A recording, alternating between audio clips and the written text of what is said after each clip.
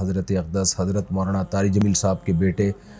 عاصم جمیل کی ڈیتھ ہوئی اور ایک بڑی سب کو فکر لاحق ہو گئی کہ یہ کیسے ہو گیا، کیا ہو گیا۔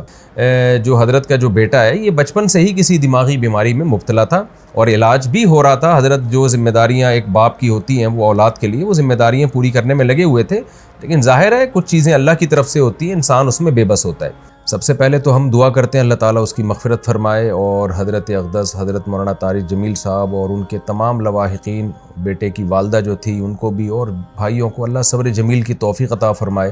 یہاں بہت سے لوگ یہ سوال اٹھا رہے ہیں کہ اتنا دیندار گھرانہ اور بیٹے نے خودکشی کر لی۔ ہر خودکشی ڈپریشن میں ہی ہوتی ہے، ٹینشن میں ہی ہوتی ہے، خوشی میں تو کوئی بھی خودکشی نہیں کرتا۔ یعقوب علیہ السلام کو ہم دیکھ لیں نا کہ ساری زندگی بیٹے کے غم میں روتے رہے مگر خودکشی کی طرف نہیں گئے۔ عمل کو خودکشی قرار دینا یہ کسی بھی طرح سے یہ بات درست نہیں ہے اور یہ ایک الزام ہے، اور اس الزام کا جواب آپ کو قیامت کے دن دینا پڑے گا۔ انسان پر کچھ کیفیات ایسی آ جاتی ہیں کہ جس میں وہ اپنے قول و عمل کا ذمہ دار نہیں ہوتا، اور اس کے قول و عمل پہ اس کو نہ گناہ ملتا ہے، نہ اس کو دنیا میں سزا ملے گی، نہ آخرت میں سزا ملے گی۔ یہ وہ جب ہے جب انسان کی دماغی صلاحیت کام کرنا چھوڑ دے۔ طلاق آپ کو معلوم ہے کتنا حساس معاملہ ہے، شدید غصہ میں بھی اگر انسان ہو تو طلاق واقع ہو جاتی ہے۔ ثلاث جدہن جد وہزلہن جد، اس حدیث کی روشنی میں۔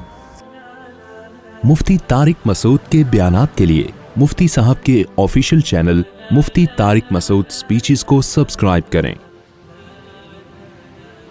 بسم اللہ الرحمن الرحیم، نحمدہ ونصلی علی رسولہ الکریم۔ گزشتہ رات ایک بہت ہی افسوسناک واقعہ پیش آیا۔ حضرت اقدس حضرت مولانا طارق جمیل صاحب کے بیٹے عاصم جمیل کی ڈیتھ ہوئی اور ایک بڑی سب کو فکر لاحق ہو گئی کہ یہ کیسے ہو گیا، کیا ہو گیا۔ اب ان کے بیٹے کا مولانا یوسف جمیل صاحب کا بیان سامنے آیا ہے کہ اس نے خود کو گولی مار کے ہلاک کیا اور ڈپریشن کا وہ پیشنٹ تھا۔ سب سے پہلے تو ہم دعا کرتے ہیں اللہ تعالیٰ اس کی مغفرت فرمائے اور حضرت اقدس حضرت مولانا طارق جمیل صاحب اور ان کے تمام لواحقین، بیٹے کی والدہ جو تھی ان کو بھی اور بھائیوں کو اللہ صبر جمیل کی توفیق عطا فرمائے اور اس بیٹے کو اس جہاں کی بھلائیاں نصیب کرے اللہ تعالیٰ، اس کے صغائر کبائر خطاؤں کو اللہ معاف کرے۔ میں جو یہ بیان ریکارڈ کروا رہا ہوں اس کا ایک بڑا مقصد جو ہے وہ ان لوگوں کو جواب دینا ہے جو اس عمل کو خودکشی قرار دے رہے ہیں، کیونکہ میں نے بھی کچھ کمنٹس پڑھے ہیں، کچھ لوگوں کے نیگیٹو کمنٹس ہیں۔ آپ کو پتہ ہے کہ دیندار طبقے کی طرف سے کچھ لوگ ایسے مخالف لوگ ہیں علماء کے، دینداروں کے، کہ ان کو موقع چاہیے ہوتا ہے پروپیگنڈا کرنے کا۔ ہمارے ہاں یہ بات مشہور ہے الحمدللہ، ہمارے ہاں دیندار طبقہ چاہے علماء کا ہو، قراء حضرات کا ہو، حافظوں کا ہو، الحمدللہ ان میں خودکشی کا ریشو نہ ہونے کے برابر ہے، ان کے گھروں میں بھی اور ان کے خود ان میں بھی کوئی بھی خودکشی نہیں کرتا۔ اور یہ بات بڑے فخر سے بیان کی جاتی ہے کہ قاری حضرات کی تنخواہیں دیکھیں، آپ ائمہ کرام کی تنخواہیں دیکھیں، ان کے مسائل دیکھیں، اس کے باوجود وہ خودکشی کی طرف نہیں جاتے، اس لیے کہ اللہ نے ان کو صبر دیا ہے۔ اور یعقوب علیہ السلام کو ہم دیکھ لیں نا کہ ساری زندگی بیٹے کے غم میں روتے رہے مگر خودکشی کی طرف نہیں گئے۔ تو یہاں بہت سے لوگ یہ سوال اٹھا رہے ہیں کہ اتنا دیندار گھرانہ اور بیٹے نے خودکشی کر لی۔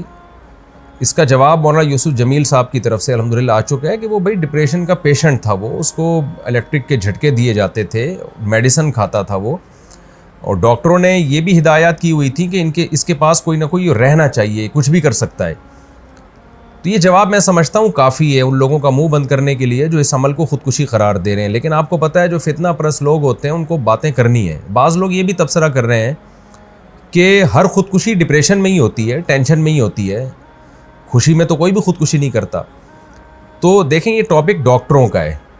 ڈاکٹر بتاتے ہیں، اور ہم نے مشاہدہ بھی کیا ہے کہ ڈپریشن دو طرح کی ہوتی ہے۔ ایک ڈپریشن تو عام لوگ جو دنیا کی محبت میں ڈپریشن میں گئے ہوئے ہیں، ایک ڈپریشن وہ ہوتی ہے جو کسی دماغی بیماری کی وجہ سے ہوتی ہے، اس میں دیندار لوگ بھی مبتلا ہو سکتے ہیں، اور اس کا کوئی علاج، اس کا علاج یہ نہیں ہے کہ اس کو صبر کی تلقین کی جائے، اس کا علاج میڈیسن ہوتی ہیں، دماغ میں کچھ کیمیکل آگے پیچھے ہو جاتے ہیں۔ ایسے بہت سارے پیشنٹ ہم نے اپنی زندگی میں دیکھے ہیں، بہت اچھے لوگوں کو جنہوں نے بڑی بڑی ٹینشنیں جھیلی ہیں، برداشت کی ہیں،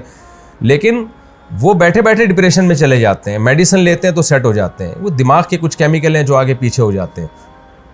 یہی وجہ ہے، اور یہ نئی بیماری نہیں ہے، صدیوں پرانی بیماری ہے۔ یہی وجہ ہے کہ علماء کرام نے یہ مسئلہ طلاق کے مسائل میں بیان کیا اور قتل قصاص وغیرہ کے مسائل میں بیان کیا کہ انسان پر کچھ کیفیات ایسی آ جاتی ہیں کہ جس میں وہ اپنے قول و عمل کا ذمہ دار نہیں ہوتا، اور اس کے قول و عمل پہ اس کو نہ گناہ ملتا ہے، نہ اس کو دنیا میں سزا ملے گی، نہ آخرت میں سزا ملے گی۔ یہ وہ جب ہے جب انسان کی دماغی صلاحیت کام کرنا چھوڑ دے۔ طلاق آپ کو معلوم ہے کتنا حساس معاملہ ہے، شدید غصہ میں بھی اگر انسان ہو تو طلاق واقع ہو جاتی ہے۔ ثلاث جدہن جد وہزلہن جد، اس حدیث کی روشنی میں۔ لیکن علماء نے بیان کیا کہ اگر کوئی ڈپریشن کا پیشنٹ ہے اور اس کے پاس قرائن ہے اور وہ اس کا دماغ صحیح کام نہیں کر رہا، ایسی صورت میں وہ بیوی کو 100 طلاقیں بھی دے دے گا تو نہیں ہوں گی، اس لیے کہ اس کا دماغ ہی کام نہیں کر رہا ہے ایسے موقع پہ۔ تو جب طلاق جیسے مسئلے میں ہم علماء کرام آج سے صدیوں پہلے ایک اسٹریس اور ڈپریشن کا مریض جس کا دماغ کام کرنا چھوڑ دے، اس کے اس عمل کو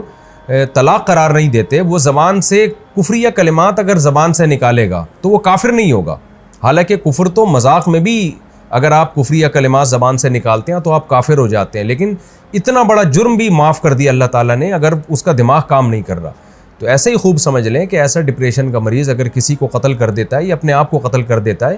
تو وہ نہ دنیا میں مجرم ہے، نہ اللہ کے ہاں وہ مجرم ہے۔ اس میں ملامت کرنا اور کسی کو برا بھلا کہنا یا کوئی نیگیٹو باتیں کرنا، یہ جو باتیں کرنے والے لوگ ہیں وہ مجرم ہو جائیں گے۔ تو ایک ڈپریشن وہ ہوتی ہے جو دنیا سے دنیا کی محبت کی وجہ سے دنیا کی چھوٹی چھوٹی باتوں کو آپ بہت زیادہ بڑھا لیتے ہیں، یہ کس کی وجہ سے ہوتی ہے؟ یہ ناپسندیدہ ہے، کیونکہ نیک لوگ ہمیشہ صبر کرتے ہیں۔ لیکن ایک ڈپریشن وہ ہے جو آپ کو کسی دماغی بیماری کی وجہ سے، تو یہ بچپن سے اس کی جو ہمیں تحقیقات سے معلوم ہوا ہے کہ یہ جو حضرت کا جو بیٹا ہے یہ بچپن سے ہی کسی دماغی بیماری میں مبتلا تھا اور علاج بھی ہو رہا تھا۔ حضرت جو ذمہ داریاں ایک باپ کی ہوتی ہیں وہ اولاد کے لیے وہ ذمہ داریاں پوری کرنے میں لگے ہوئے تھے، لیکن ظاہر ہے کچھ چیزیں اللہ کی طرف سے ہوتی ہیں، انسان اس میں بے بس ہوتا ہے۔ تو ہم سب اس غم میں حضرت کے ساتھ برابر کے شریک ہیں، اور ہم سب دل سے دعا کرتے ہیں اللہ تعالی حضرت کے اس بیٹے کو اس جہاں کی بھلائیاں نصیب کرے اور اس جہاں کی خوشیاں نصیب کرے، اور جو بھی ان کے رشتہ دار اور لواحقین ہیں اللہ تعالیٰ ان سب کو صبر جمیل کی توفیق عطا فرمائے، اور جو منفی کمنٹس کرنے والے لوگ ہیں اللہ تعالیٰ ان کو ہدایت دے۔ اور میں پھر دوبارہ اپنی بات کو ریپیٹ کرتا ہوں کہ اس عمل کو خودکشی قرار دینا یہ کسی بھی طرح سے یہ بات درست نہیں ہے، اور یہ ایک الزام ہے، اور اس الزام کا جواب آپ کو قیامت کے دن دینا پڑے گا۔ اللہ تعالیٰ مرحوم کی مغفرت فرمائے اور لواحقین کو اللہ صبر جمیل کی توفیق عطا فرمائے، اور مرحوم کو جنت میں اللہ تعالیٰ اعلیٰ درجات عطا فرمائے۔ وما علینا الا البلاغ۔